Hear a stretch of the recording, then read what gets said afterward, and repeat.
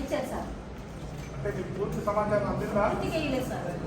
కనీసం పేపర్ ఏమైనా ఇచ్చారమ్మా? పేపర్ ఇవ్వలేదు సార్. నాకు సమాచారం అంటే అస్సలు ఇవ్వలేదు. ఇప్పుడు ఇచ్చారు కదమ్మా ఈ ఓటర్ ఇప్పుడు ఇవాళ ఇచ్చారు సార్. ఇదిగో చూసుకోండి సార్, ఇవాళ ఇచ్చింది. అట్లా కదమ్మా, మీకు పెట్టుకున్న దరఖాస్తుకు కావాల్సిన సమాచారం మీకు అందిందా అందలేదా? అందలేదు సార్, అందలేదు. ఎందుకమ్మా ఎందుకు ఇవ్వలేదు? సెక్షన్ 7 ప్రకారం 30 రోజులు ఇవ్వాలి కదమ్మా.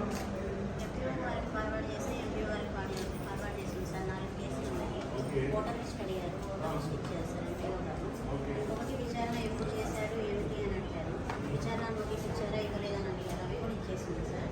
మళ్ళీ వీళ్ళ మీద పార్లమెంట్ ఎంక్వైరీ చేసింది. కాంట్రాక్ట్ అవ్వడానికి ఎంక్వైరీ ఎవరు చేశారు, ఎంక్వైరీ రిపోర్ట్ ఎవరు చేశారు అని కూడా రిపోర్ట్ ఇచ్చాను.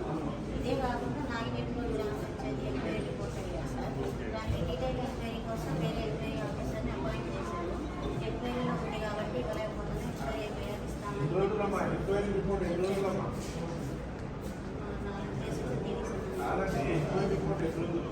ఆఫీస్ చూపించేది ఇచ్చేయండి. సెక్షన్ 2 ప్రకారం ఆ రికార్డ్ సర్కిల్ ఏముందో ఆ ఎంక్వైరీలో ఏముంది రికార్డ్ సర్కిల్ ఇచ్చారా ఒక సమాచారం? ఇప్పటికైనా పూర్తి స్థాయి సమాచారం ఉందా?